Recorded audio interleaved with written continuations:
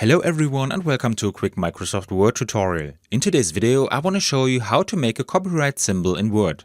This is actually quite simple. First I open Microsoft Word and go to the place in the document where you want to insert the copyright symbol. There is a specific function if you want to use the copyright symbol in Word. All I have to do is enter an opening bracket, C and closing bracket. As soon as I enter the closing bracket, this character combination is converted into the copyright symbol. And that's all you need to know. I hope you enjoyed the video and I will see you again in the next tutorial. Until then, your tutorial guy. Bye.